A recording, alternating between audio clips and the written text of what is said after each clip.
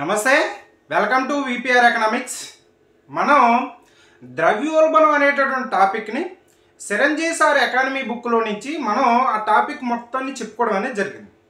ఆ టాపిక్ చెప్పేటప్పుడు లాస్ట్లో మీకు చెప్పారు, ఇన్ఫ్లేషన్కి సంబంధించి ఈ ద్రవ్యోల్బణానికి సంబంధించి అప్డేట్స్ అనేవి ఏమొచ్చినా మీకు చెప్తాను లాస్ట్లో అని చెప్పాను.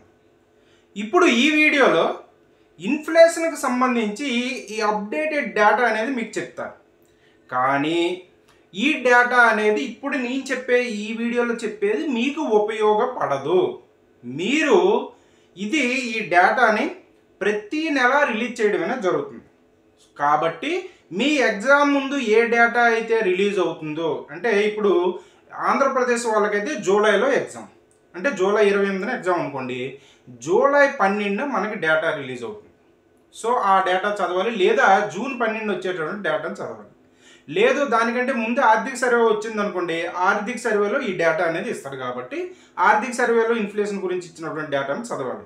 ఇప్పుడు నేను చెప్పేది ఇది మీకు అవగాహన కోసం మాత్రమే.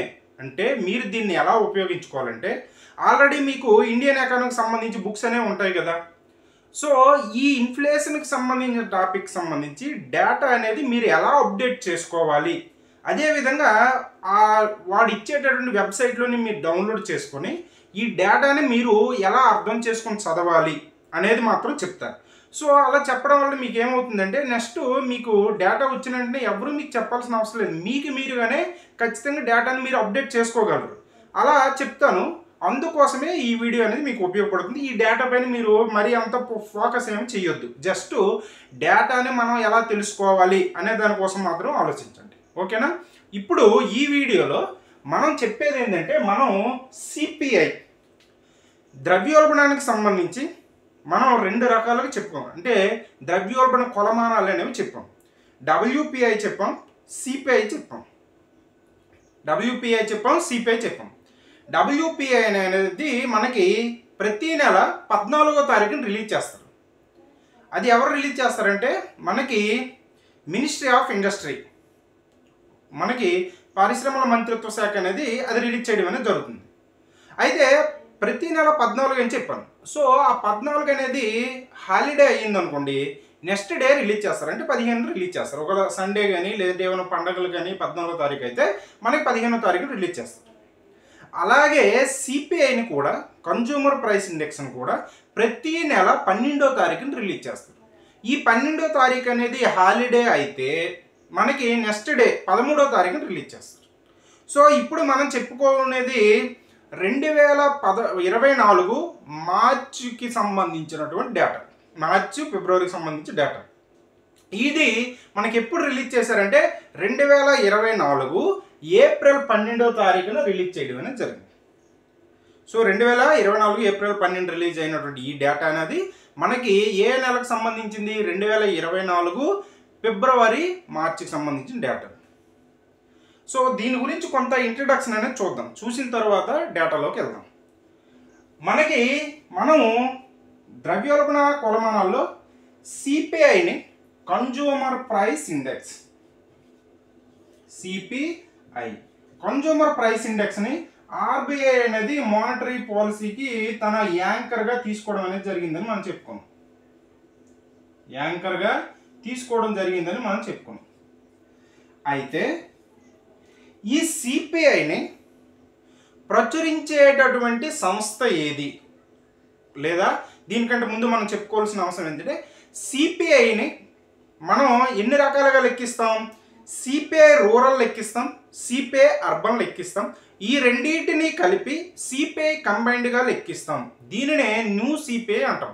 ఈ న్యూ సిపిఐని మనం ఎప్పటి నుంచి ఫాలో అవుతున్నాం అంటే, సిపిఐ కంబైన్డ్ అంటాం. CPI combined. ఈ సిపిఐ కంబైన్డ్ మనం ఎప్పటి నుంచి ఫాలో అవుతున్నాం అంటే 2011 నుంచి దీన్ని ఫాలో అవుతూ ఉన్నాం. 2011వ సంవత్సరం నుంచి దీన్ని ఫాలో అవుతూ ఉన్నాం. ప్రస్తుతం దీని యొక్క బేస్ ఇయర్, ఆధార సంవత్సరం ఏదంటే 2012. దీని యొక్క బేస్ ఇయర్, సిపిఐ యొక్క బేస్ ఇయర్ ప్రస్తుతం ఏదంటే 2012. ఈ 2012లో ఇండెక్స్ సూచీని మనం ఎంతగా తీసుకుంటాం, 100గా తీసుకుంటాం. అంటే ఒక వస్తువు యొక్క ధర కావచ్చు, సేవ యొక్క ధర కావచ్చు, మనం 100 ఇండెక్స్గా సూచికని 100గా తీసుకుంటాం. సో ఇది ఎలా మీకు పనిచేస్తుంది అనేది నేను చెప్తాను. అయితే మనకి ఈ సిపిఐని రిలీజ్ డేటాని రిలీజ్ చేసేటటువంటి సంస్థ ఏది అనేది కూడా మనకి అడగడానికి అవకాశం ఉన్నటువంటి సంస్థ. అయితే ఈ సిపిఐని మనకి రిలీజ్ చేసేటటువంటి సంస్థ ఏదంటే మనకి MOSPI అనేటువంటి మంత్రిత్వ శాఖ ఉంది. Ministry of statistical programme implementation. Ministry of statistical programme implementation మంత్రిత్వ శాఖ ఆధ్వర్యంలో మనకి పనిచేసేటటువంటి NSO అనేది ఈ డేటాను రిలీజ్ చేస్తుంది.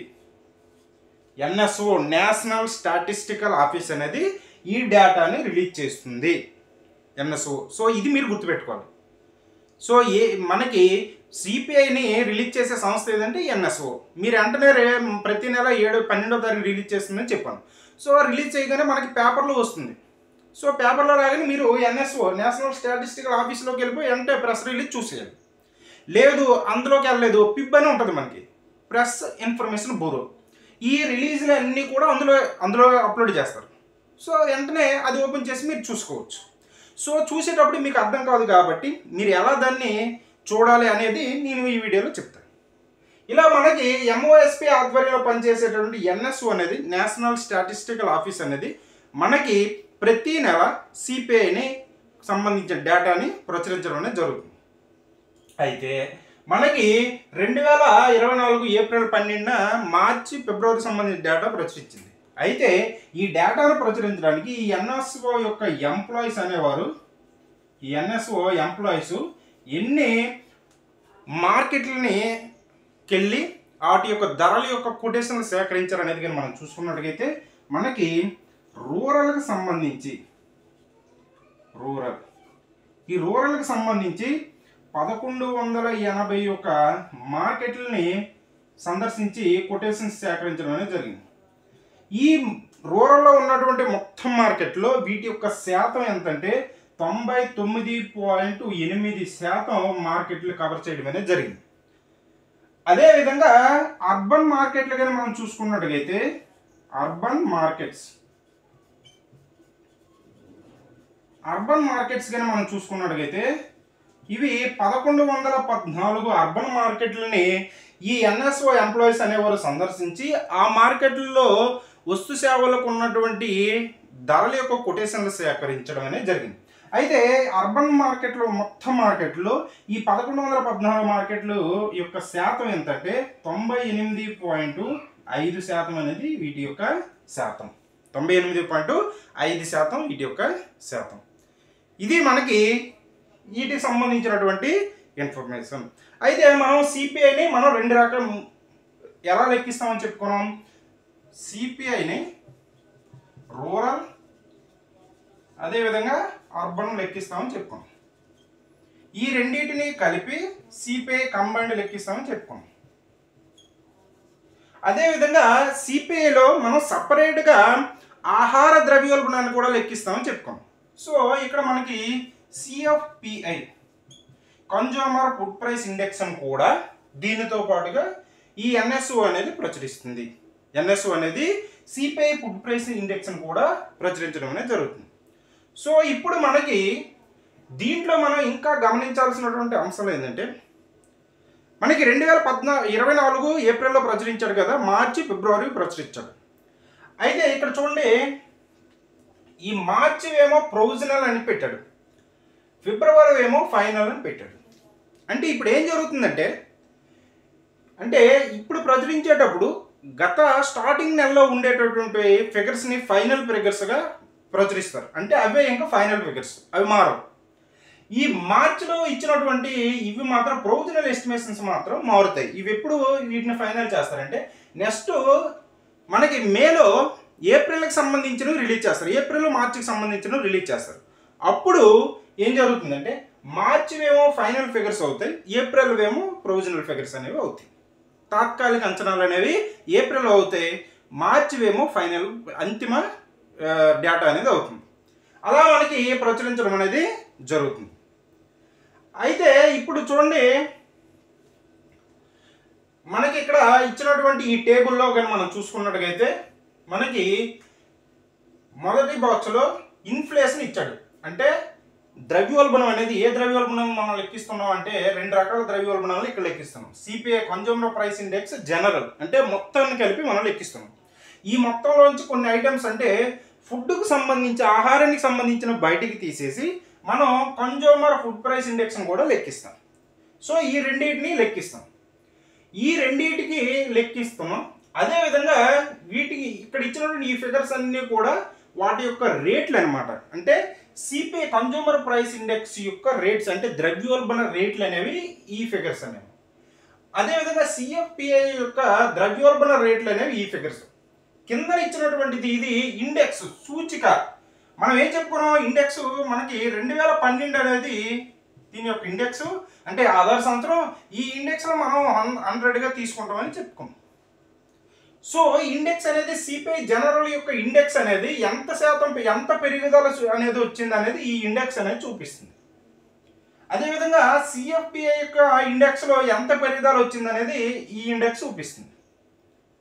ఇప్పుడు మనం ఈ టేబుల్ని పూర్తిగా అబ్జర్వ్ చేస్తే మనకి చూడండి, ఇక్కడ మనం ఏమేమి చెప్పుకున్నాం. ఇక్కడ ఈ సిఎఫ్ మనకి చూడండి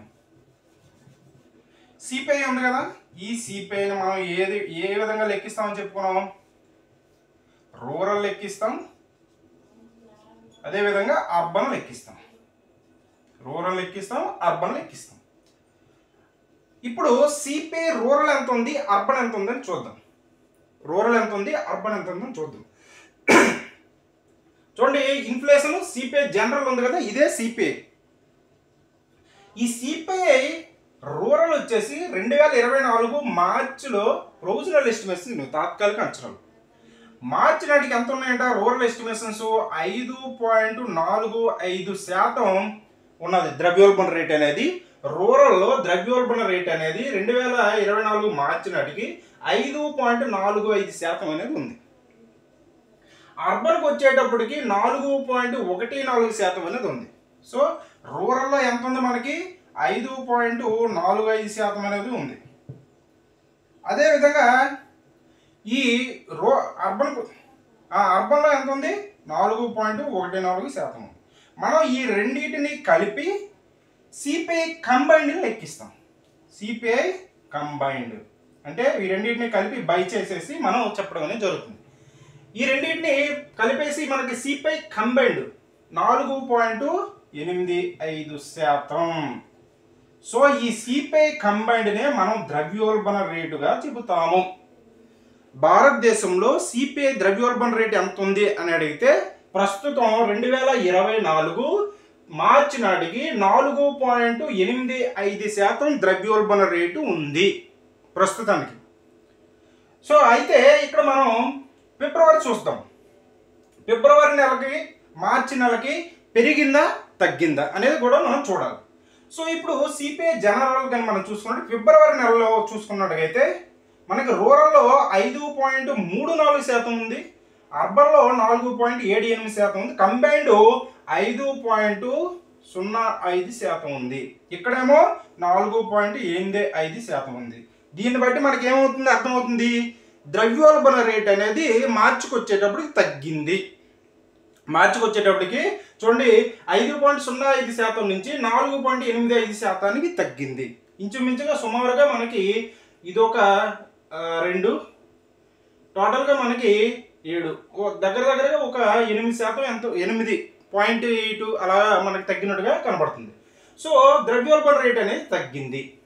ఇక్కడ చూడండి ఇదే నెల అంటే మార్చి 2024కి అదేవిధంగా మార్చి 2023 నాటికి ద్రవ్యోల్బణ రేట్లు ఎలా ఉన్నాయి అనేది మనం చూసుకున్నట్టుగైతే ఇదే మార్చి 2023కి రూరల్ ఏమో 5.51% ఉంది, కానీ ఎక్కడ ఎంత ఉంది 5.45% ఉంది. అంతే రూరల్ ద్రవ్యోల్బణం కూడా తగ్గింది.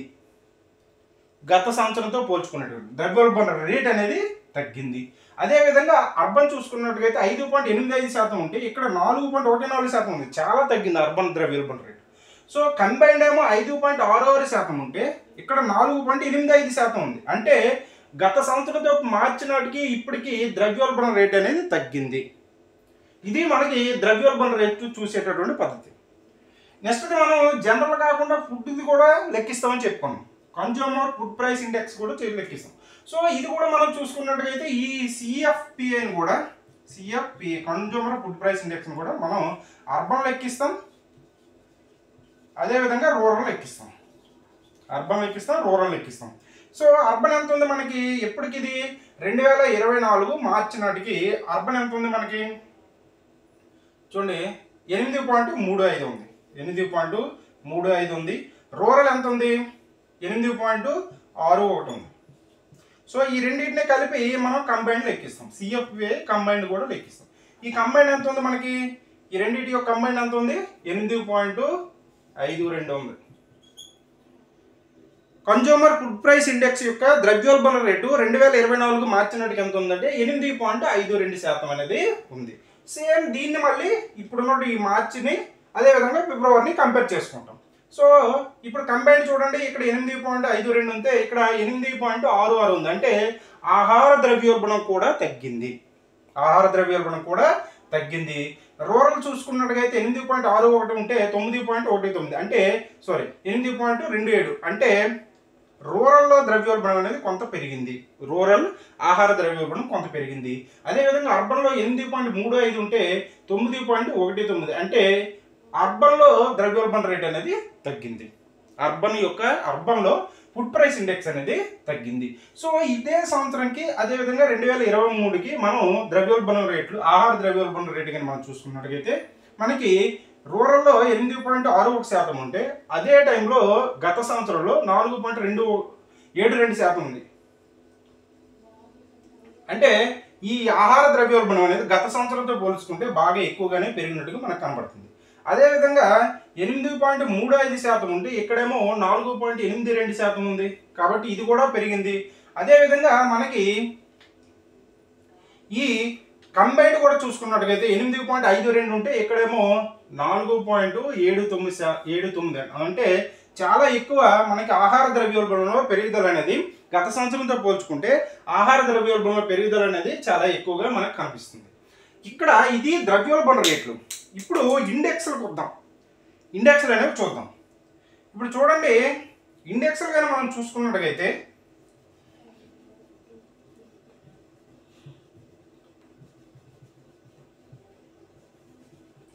మనం నార్మల్గా 2012 ఆధార సంవత్సరం ఇండెక్స్ ఎంతగా తీసుకున్నాం? 100గా తీసుకున్నాం.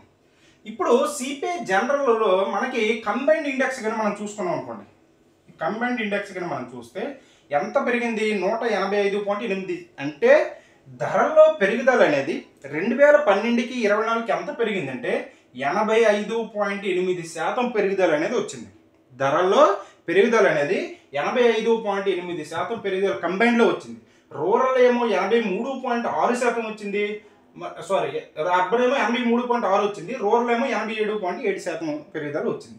ఈ విధంగా మనకి ఈ ఇండెక్స్లు అనేవి మనకి ఏం తెలియజేస్తాయి అంటే ద్రవ్యోల్బణ ఇండెక్స్ యొక్క పెరుగుదల ఎంత వచ్చింది. ఈ ఇండెక్స్ పెరుగుదల బట్టి మనకి ధరలో పెరుగుదల ఎంత శాతం వచ్చిందని మనం చూస్తాం. ఇప్పుడు ఈ ఇండెక్స్లు ఉపయోగించే మనం ఈ ద్రవ్యోల్బణ రేట్ని కొనుక్కుంటాం. ఇండెక్స్లు ఉపయోగించే మనం ద్రవ్యోల్బణ రేట్లు కొనుక్కోవడం అనేది జరుగుతుంది. ద్రవ్యోల్బణ రేట్ని మనం గత సంవత్సరానికి ఇప్పటికి ఎంత ఉందని ద్రవ్యోల్బణ రేట్ అనేది మనం ఎలా కొనుక్కుంటామంటే ఈ ఇండెక్స్లు ఉపయోగించి కొనుక్కుంటాం. ఇప్పుడు చూడండి, ఇన్ఫ్లేషన్ చూసుకున్నట్టుగా సిపిఐ ఉంది. సిపిఐ ఇండెక్స్ ఉంది. సిపిఐ ఇండెక్స్ కానీ మనం చూసుకున్నట్టు కంబైన్డ్ ఇప్పుడు గత సంవత్సరం ఎంత ఉంది? 177.2%. 177.2% అనేది ఉంది. ప్రస్తుత సంవత్సరం ఎంత ఉంది? మనకి 185.8% అనేది ఉంది. సో మనం శాతాలు అనేటటువంటి కాన్సెప్ట్ అర్థమెటిక్లో చేసేటప్పుడు చేస్తాం. ఎలా అంటే ఇప్పుడు దీన్ని శాతంలో ఎంత శాతం పెరుగుదల వచ్చిందని మనం చెప్పాలంటే మొదట ఉన్నది 177.2 × 100. అంటే దీంట్లో ఆహారంలో మనం ఏం వేసుకుంటాం అంటే ఈ పెరుగుదల వేసుకుంటాం. అంటే 177.2 నుంచి 185.8కి ఎంత పెరిగింది అనేది మనం వేసుకుంటాం. నేను లెక్క చేయట్లేదు, సమ్ ఎగ్జాంపుల్గా మీకు అర్థం అవడం కోసం చెప్పేస్తాను. చూడండి, ఇప్పుడు 7, 2 ఇది ఒక 5, సుమారుగా ఒక 7.2% పెరిగింది అనుకోండి. ఇప్పుడు దీన్ని మనం చేస్తే మనకి ద్రవ్యోల్బణ రేట్ అనేది వస్తుంది. సో ద్రవ్యోల్బణ రేట్ ఎంత ఉంది? మనకి 4.85% అనేది ద్రవ్యోల్బణ రేటు అనేది ఉంది. చేస్తే ఇదంతా చేస్తే మనకి 4.85% అనేది వస్తుంది. ఇది ఇండెక్స్లకు సంబంధించిందేమో, కింద ఇచ్చినటువంటిదంతా కూడా ఇది ఇండెక్స్లకు సంబంధించింది. ఇండెక్స్లు అనేవి మనకి ఏం తెలియజేస్తాయంటే ఆధార సంవత్సరం నుంచి ఇప్పటి వరకు ద్రవ్యోల్బణం అనేది ధరలో పెరుగుదల అనేది ఎంత శాతం పెరిగిందని తెలియజేస్తాయి. పైన ఉన్నదేమో ద్రవ్యోల్బణ రేట్లు, అంటే ఈ ఇండెక్స్ల ఆధారంగా చేసుకుని గత సంవత్సరం మార్చినకి ఈ సంవత్సరం మార్చికి ఎంత శాతం ధరలో పెరుగుదల వచ్చింది, ద్రవ్యోల్బణ రేట్ ఎంత ఉందనేది మనం తెలుసుకోవడం కోసం మనకి ఇది ఉపయోగపడుతుంది. ఈ డేటాని మీరు ఏమి కంఠస్థ చేయకండి, జస్ట్ మీ అవగాహన కోసం. నెక్స్ట్ టైం మీరు డేటా చూడాలంటే ఎవరు ఏ సపోర్ట్ అనేది లేకుండా మీరు చూసుకోవాలనే ఉద్దేశంతో ఇది ఎక్స్ప్లెయిన్ చేయడం అనేది జరిగింది. అయితే ఇప్పుడు మీకు అవగాహన కోసం ఇంకా మరికొన్ని అంశాలు కానీ మనం చూసుకున్నట్టుగైతే, అయితే రాష్ట్రాల వారీగా కానీ మనం చూసుకున్నాం అనుకోండి, రాష్ట్రాల వారీగా ద్రవ్యోల్బణ రేట్లు కానీ మనం చూసుకున్నట్టుగైతే మనకి ఆంధ్రప్రదేశ్ కానీ మనం చూసుకున్నట్టుగైతే ఏపీ సిపిఐ కంబైన్డ్ అనేది సిపిఐ కంబైన్డ్, ఈ సిపిఐ కంబైన్డ్ అనేది ఎంత ఉందంటే 5.27% అనేది సిపిఐ కంబైన్డ్ ఆంధ్రప్రదేశ్లో ఉంది. అదేవిధంగా రూరల్ కానీ మనం చూసుకున్నట్టుగైతే మనకి రూరల్లో అయితే 5.8% అనేది రూరల్ ఉంది. అదేవిధంగా అర్బన్ కానీ మనం చూసుకున్నట్టుగైతే అర్బన్ ఏమో 4.46% అనేది ఉంది ఆంధ్రప్రదేశ్లో. అదే తెలంగాణ కానీ మనం చూసుకున్నట్టుగైతే కంబైన్డ్ ఏమో తెలంగాణలో కంబైన్డ్, ఈ కంబైన్డ్ కానీ మనం చూసుకున్నట్టుగైతే మనకి 5.6% ఉంది. అదేవిధంగా రూరల్ ఏమో 5.63% ఉంది. అదేవిధంగా అర్బన్ ఏమో 5.6% అనేది ఉంది. ఇది తెలంగాణ మరియు ఆంధ్రప్రదేశ్లో ఉన్నటువంటి సిపిఐ ద్రవ్యోల్బణ రేట్లు. అయితే రాష్ట్రాల వారీగా చూసుకున్నట్టుగైతే అత్యధిక ద్రవ్యోల్బణ రేటు ఉన్నటువంటి రాష్ట్రం ఏది, తక్కువ ద్రవ్యోల్బణం ఉన్నటువంటి రాష్ట్రం ఏదనేది కానీ మనం చూసుకున్నట్టుగైతే మనకి హైయెస్ట్ కానీ మనం చూసుకున్నట్టుగైతే highest inflation rate, inflation states, highest inflation states కానీ మనం చూసుకున్నట్టుగైతే ఒకటి ఒడిశాలో మనకి ఎంత ద్రవ్యోల్బణ రేట్ ఉందంటే 7.27 అనేది ద్రవ్యోల్బణం ఉంది. రెండోది హర్యానాలో ఏమో 7.2% అనేది ద్రవ్యోల్బణ రేట్ ఉంది. అదేవిధంగా మూడోది కర్ణాటక, ఈ కర్ణాటకలో ఏమో 6.2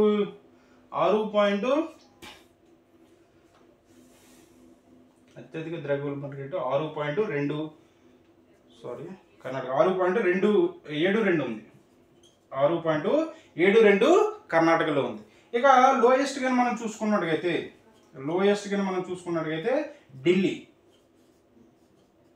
ఢిల్లీలో 2.23% ద్రవ్యోల్బణ రేటు ఉంది. అదేవిధంగా మహారాష్ట్రలో మనకి 3.67% అనేది ఉంది. అదేవిధంగా ఉత్తరాఖండ్ కానీ మనం చూసుకున్నట్టుగైతే 3.77% అనేది ఉత్తరాఖండ్లో ఉంది. అంటే ప్రస్తుతం రాష్ట్రాల వారీగా కానీ మనం సిపిఐ ఇన్ఫ్లేషన్ రేట్ కానీ మనం చూసుకున్నట్టుగైతే హైయెస్ట్ ఇన్ఫ్లేషన్ రేట్ ఒడిశాలో ఉంది 7.27%, హర్యానా ఏమో 7.2%, కర్ణాటక ఏమో 6.72% ఉంది. అదేవిధంగా ఢిల్లీ ఏమో తక్కువ అయితే ఢిల్లీ 2.23%, మహారాష్ట్ర ఏమో 3.67%, ఉత్తరాఖండ్ ఏమో 3.77%.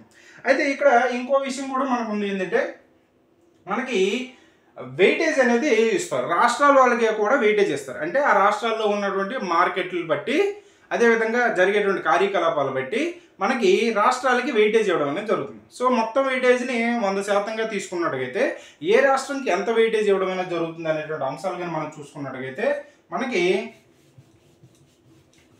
వెయిటేజ్ పరంగా చూసుకున్నట్టుగైతే వెయిటేజ్ ఏ రాష్ట్రాలకి ఎంత వెయిటేజ్ ఇస్తున్నారు అనేది మనం చూసుకున్నట్టుగైతే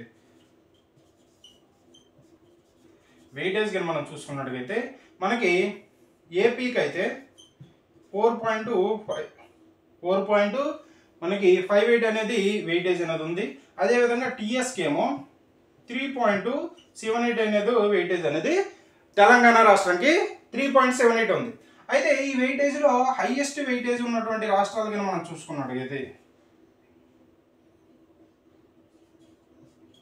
హైయెస్ట్ వెయిటేజ్ ఉన్నటువంటి రాష్ట్రాలు కనుక చూసుకున్నట్టు మహారాష్ట్ర, దీనికి 13.18% వెయిటేజ్ అనేది దీనికి ఉంది. అదేవిధంగా రెండో అంశం కనుక మనం చూసుకున్నట్టుగైతే మనకి యూపీ, ఉత్తరప్రదేశ్ అనేది ఉంది, ఇది 12.37% వెయిటేజ్ అనేది ఉంది. అదేవిధంగా నెక్స్ట్ది తమిళనాడుకి ఏమో 7.25% వెయిటేజ్ అనేది తమిళనాడుకి ఇవ్వడం అనేది జరిగింది.